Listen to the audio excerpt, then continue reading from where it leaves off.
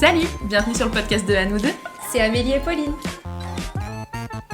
Bonjour à tous, on est vraiment très contente de vous retrouver pour un nouvel épisode du podcast À nous deux. Du coup voilà, en fait aujourd'hui on avait envie d'aborder avec vous un sujet un peu différent de ce qu'on a pu aborder jusqu'à présent. Ce sujet, c'est le budget. Vous allez vous dire, oh là là, budget, comment est-ce qu'on peut parler de budget dans un podcast ? Eh bien, tout simplement parce que pour nous, on ne sait pas vraiment pour quelle raison, mais peut-être qu'on va le découvrir ensemble. On est juste passionnés pour en parler. On est capable d'en parler des heures. Je sais pas ce que t'en penses, Pauline. Ouais, carrément. Alors déjà, coucou. Et effectivement, le budget a une place importante dans nos discussions avec Amélie. Ouais. Donc c'est pour ça que naturellement, on a décidé d'en parler dans notre podcast. Faut savoir que ça va être une espèce de mini-série qui aura une fin. On ne sait pas encore exactement combien il y aura d'épisodes, mais c'est pas quelque chose qui va durer éternellement dans le temps, parce que il n'y a pas de matière à, même si on pourrait en parler pendant des heures. Et il y a différentes thématiques qu'on voulait aborder du coup autour du budget. Ouais. Et c'est vrai que du coup pour ce premier épisode autour de ce thème-là, on voulait, comme tous les premiers épisodes, faire un peu un global, pouvoir vous expliquer comment nous est venue l'envie de faire un budget et de qu'est-ce que ça nous apporte. Ouais, puis aussi vraiment le déclic, parce que c'est vrai qu'il y a cette notion de déclic en fait. À quel moment est-ce qu'on choisit de se poser la question déjà de ce que c'est un budget ? Qu'est-ce que c'est dans notre vie et quel est l'impact de notre budget ? Donc on peut parler d'argent, mais ça peut être aussi une manière de manager aussi autre chose que l'argent. Ouais. Je pense que c'est vraiment une vision des choses. C'est un mindset un peu. Ouais, c'est ça. C'est un état d'esprit en fait autour de la manière de vivre autant quelque part l'économie que la fluidité, que l'abondance, que... toutes ces choses sont contenues dans la gestion du budget et c'est pas juste un truc, c'est aussi pour ça qu'on voulait vraiment faire un podcast là-dessus. C'est pas rigide. Enfin, pour nous, en tout cas, c'est pas quelque chose de rigide. Au contraire, c'est un truc qui est vivant, qui est évolutif et on peut très bien connaître son budget de manière à être de plus en plus libre, de plus en plus flexible aussi sur nos projets, sur où est-ce qu'on a envie d'investir notre argent et où est-ce qu'on a envie d'investir notre énergie aussi. C'est clair. Parce que je sais pas ce que t'en penses, Pauline, mais moi, personnellement, avant... je passais beaucoup d'énergie à me triturer l'esprit, à me dire comment est-ce que je peux faire aussi pour optimiser, non pas l'argent que je gagne, mais l'argent que je dépense pas. Ouais, plutôt sur la partie épargne. Voilà, c'est ça. Épargne, mais aussi comment je consomme en fait. Ouais, je comprends.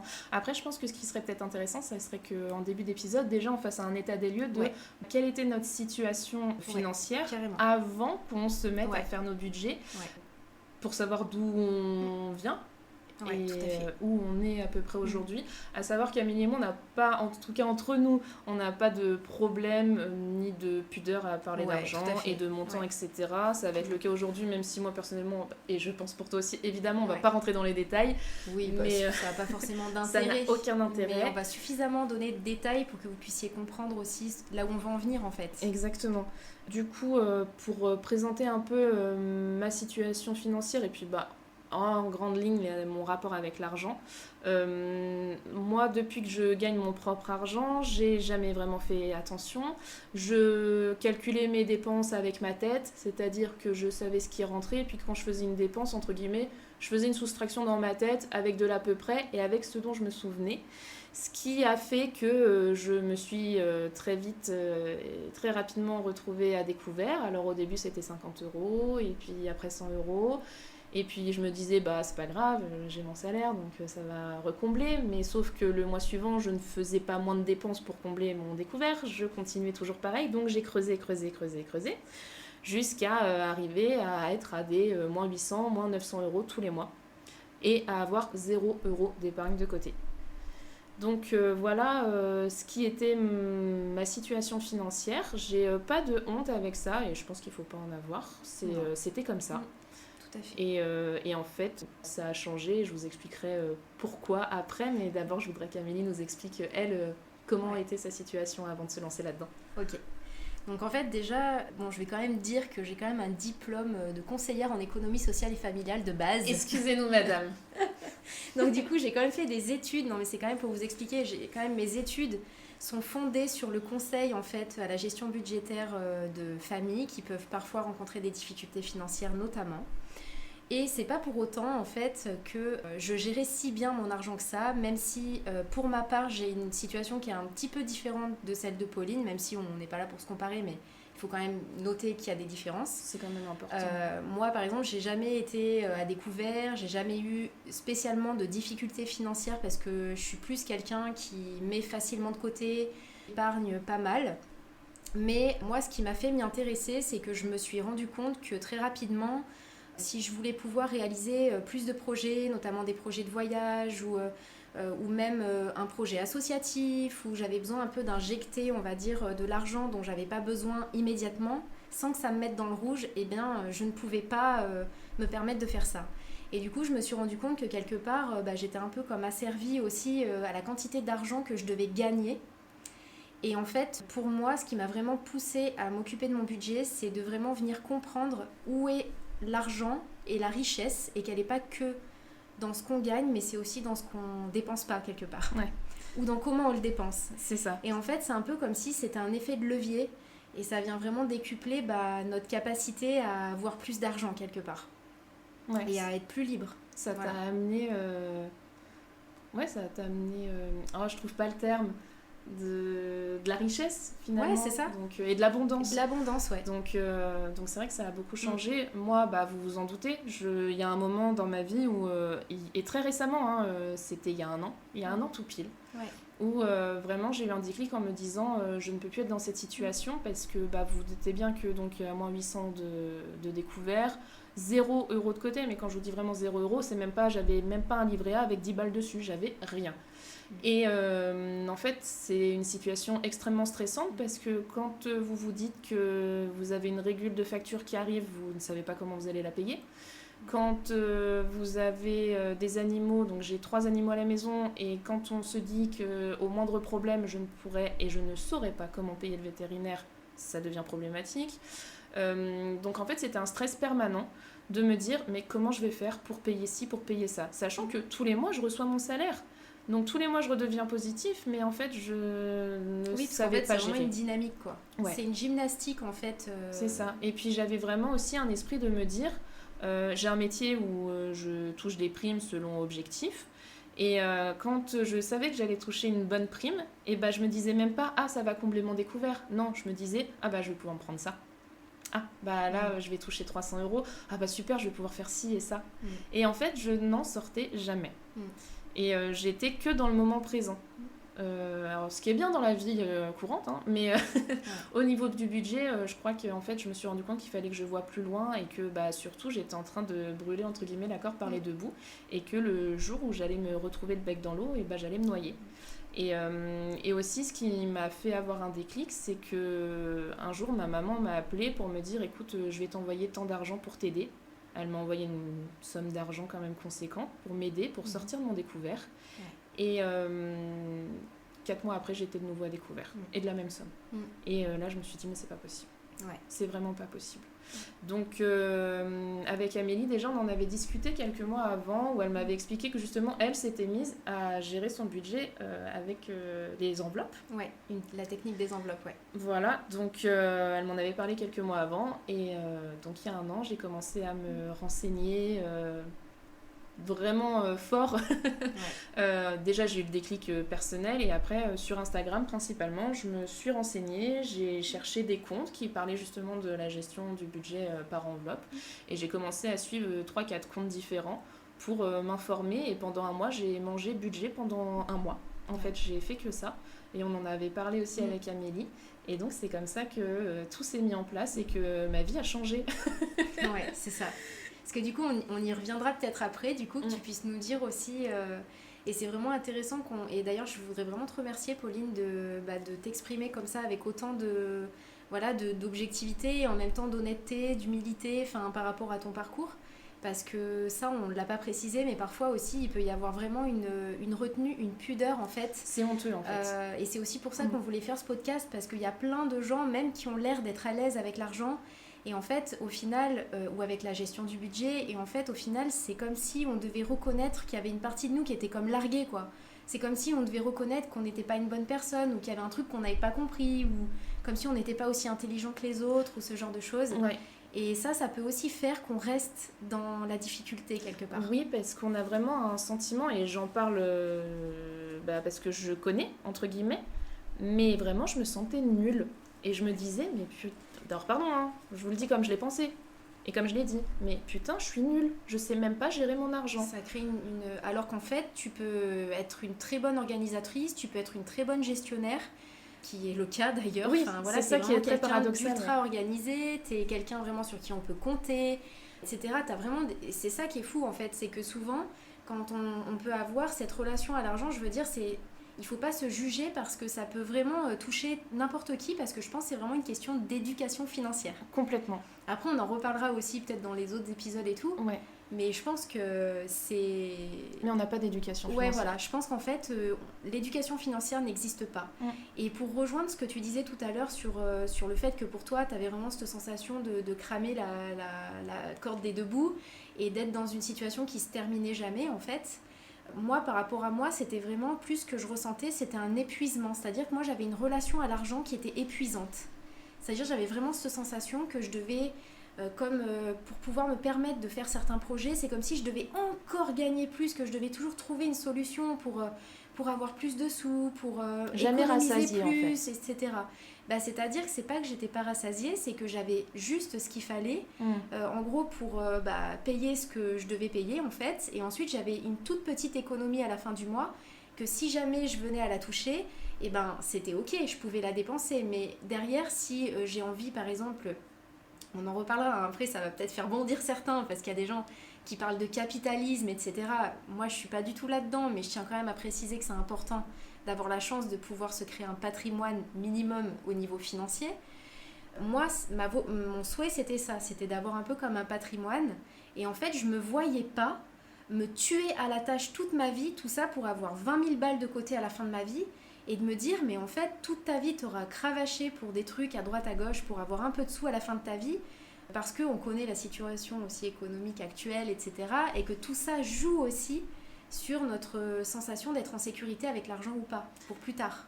Ouais, mais je trouve que c'est hyper intéressant ce que tu dis, parce que, tu sais, tu parles de patrimoine et t'as fait un petit disclaimer, entre guillemets. Mais c'est aussi une sécurité en fait. C'est pas juste se créer un patrimoine, c'est se créer une sécurité. C'est ça.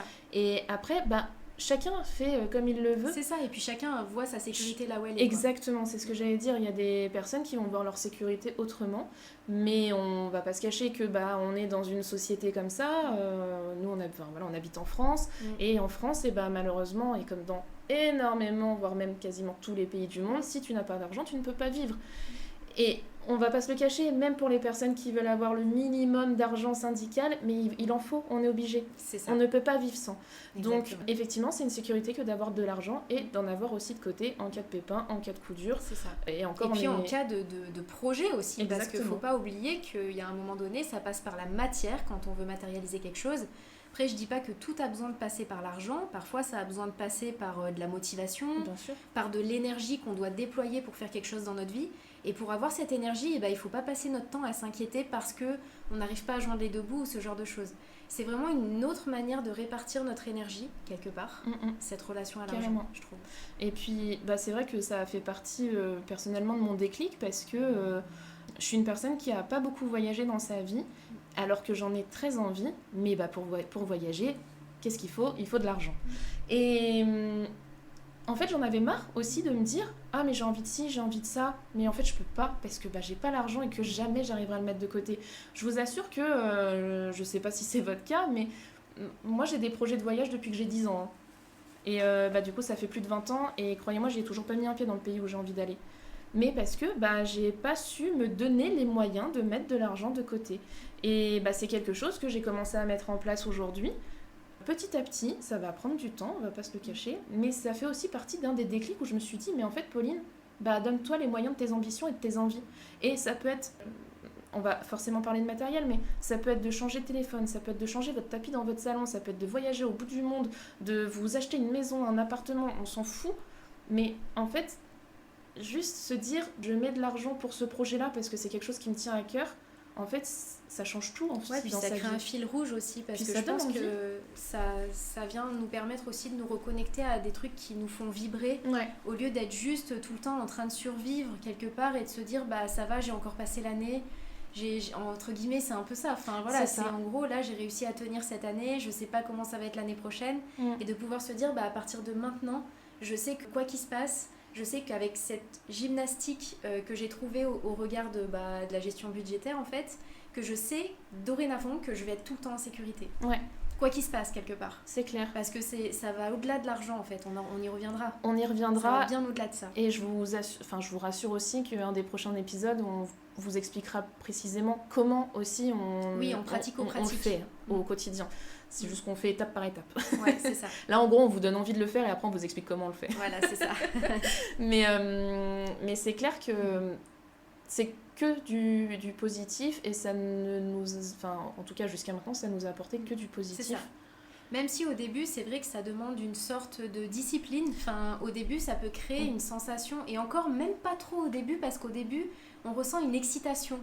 On ressent une joie, c'est comme un peu comme un jeu de société en fait. C'est comme si vous remettiez votre gestion budgétaire un peu au centre de votre vie, mais comme si c'était un peu challengeant. Il y a un côté qui est joyeux, qui est amusant là-dedans, parce qu'au début, on se met pas vraiment de pression, c'est plus on se dit bon je le fais puis je verrai bien. Et quand vous commencez à voir la quantité d'argent, mais aussi d'argent on va dire énergétique, c'est-à-dire de soucis que vous faites en moins, etc., de projets que vous faites en plus, parce que c'est aussi ça, on a l'impression qu'on va se priver dès qu'on gère son argent. Et en fait, moi je me rends compte que je me suis jamais autant offert de choses que ce que je m'offre aujourd'hui, parce que chaque chose est à sa place, et que non seulement j'ai de l'argent encore après, mais en plus je me suis offert ce que j'avais envie, et c'est aligné. Donc c'est pour ça que ça va bien au-delà de l'argent. Ouais, c'est clair. Mais après, comme tu dis, c'est sûr qu'au début, quand tu reprends ton budget en main, tu te dis waouh, ça fait beaucoup de choses. Mais on va pas se mentir, c'est sûr que ça bouscule des habitudes. Ça demande quand même un effort de changement, de changer. Ne serait-ce que pour les courses, par exemple. On peut peut-être donner juste un petit exemple pour expliquer. Ouais. Par exemple, juste par rapport aux courses, on a chacun une manière de faire les courses différentes. Et ne serait-ce que de se poser un budget avant de partir aux courses et de se dire en fait cette semaine je dépense tant et pas 1 euro de plus. Je vous garantis que déjà rien que de faire cet exercice-là, ça peut vraiment venir bousculer, parce qu'en plus on a chacun notre relation à la nourriture, au fait de faire les courses. Ça peut vraiment, non seulement on touche à l'argent, mais en plus on touche au fait de remplir le frigo. Donc il y a vraiment un côté au début qui peut se dire oh là là, c'est quoi ce truc, ça donne pas trop envie. Mais en fait, vous verrez que plus on avance et plus vous vous sentez justement que votre caddie se remplit finalement. Ouais, tout à fait. Et votre estomac aussi. Voilà, et votre portefeuille aussi. Incroyable, tout se remplit. Et ça peut vous paraître bizarre qu'on vous en parle comme ça en disant mais en fait, elles sont en train de dire qu'il y a une gestion, qu'il y a bien un endroit où elles doivent se priver, il y a bien un endroit où ça sert, c'est obligé. Et vous verrez que c'est vrai, il y a des endroits ça sert un peu, mais c'est juste qu'en fait, on revoit nos priorités. On met notre énergie ailleurs, et du coup ça fait qu'à la fin vous êtes là avec ah mais putain il me reste tout ça, mais je vous jure quoi, c'est hallucinant. Ouais. Enfin moi, ça me le fait. C'est vrai que c'est toujours positif à la fin. Et bluffant, il y a un côté bluffant. Et assez bluffant, parce que quand à un moment... alors avec Amélie, on gère en plus pas exactement de la même manière, parce que chacun fait avec son feeling et ses envies, etc. et ses besoins. Donc c'est vrai qu'on n'a pas non plus toujours la même relation aussi à notre gestion budgétaire. Moi, surtout, ce dont je me rends compte, c'est quand je fais le calcul de tout ce que j'ai épargné, je me dis mais incroyable, mais pourquoi est-ce que je l'ai jamais fait? Mais oui, en quelques mois. Surtout en quelques mois, parce que tu te dis sur des années de boulot. Qu'est-ce que ça serait aujourd'hui si j'avais fait ça dès le départ? Mais du coup, après, ça, c'est bien de se le dire. Oui, mais je le regrette pas. Pour la suite. Oui. Mais c'est vrai qu'après, ça permet vraiment de se rendre compte, effectivement, qu'à partir de maintenant, ça vaut vraiment le coup de le faire. Parce que genre, dans 10 ans, t'auras un énorme pécule. Enfin, c'est ça. C'est intéressant, quoi. Et plus de la sécurité et des projets qui ont abouti. Déjà, en 1 an, quand je vois tout ce que j'ai pu m'offrir, grâce à la gestion de mon budget, je me dis que c'est quand même pas mal, quoi. C'est énorme. C'est des choses que j'aurais jamais pu m'offrir l'année dernière. Donc c'est que du bénéf, mais c'est sûr que voilà, à la base, ça peut redemander un travail d'organisation et d'information aussi, parce que faire son budget, ça va pas toucher que votre quotidien. Comme l'a dit Amélie justement, c'est aussi une histoire d'épargne, et il faut aussi s'informer de savoir comment et où on épargne. Et ça aussi, c'est des sujets qui sont puis il y a des effets importants de à levier, savoir. voilà, il y a des endroits où on arrive à décupler ce qu'on arrive à mettre de côté en faisant comme par exemple, des fois ça peut être acheté d'occasion, ça peut être... c'est toute une dynamique, c'est une sorte d'écologie en fait, une nouvelle écologie intérieure en fait au regard du budget, mais pas que.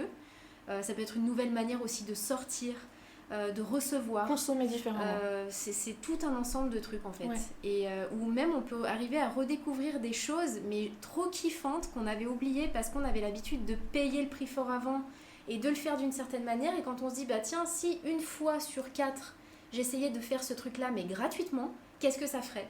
Et du coup, des fois, ça nous amène des nouvelles expériences de fou qu'on n'aurait jamais vécues si on était resté dans notre truc habituel. Ouais, c'est clair. Et puis, ça donne aussi une autre façon de consommer et plus réfléchie. Moi, je sais que depuis que je fais les enveloppes budgétaires, je réfléchis plus à ce que je vais acheter. Alors, j'ai plein d'envies. Enfin, moi, clairement, je suis matérialiste. J'adore consommer, j'adore tout et n'importe quoi. Et c'est pas grave. Après, mais je le dis, je le pose pour que vous puissiez comprendre. Je sais pas si c'est votre cas aussi, n'hésitez pas à le dire, c'est pas grave. Soutenez-moi s'il vous plaît. Moi je te soutiens pour. Merci. Ce que je voulais dire, c'est que y a plein de fois où je me dis je vois ça, j'aimerais trop me l'acheter. Avant je l'aurais acheté. Maintenant je vais me dire attends, est-ce que vraiment t'en as besoin ? Est-ce que ça peut attendre ? Viens, attends un mois ou deux. Et si t'en as toujours envie, prends-le. Et je vous assure que j'en ai fait des économies.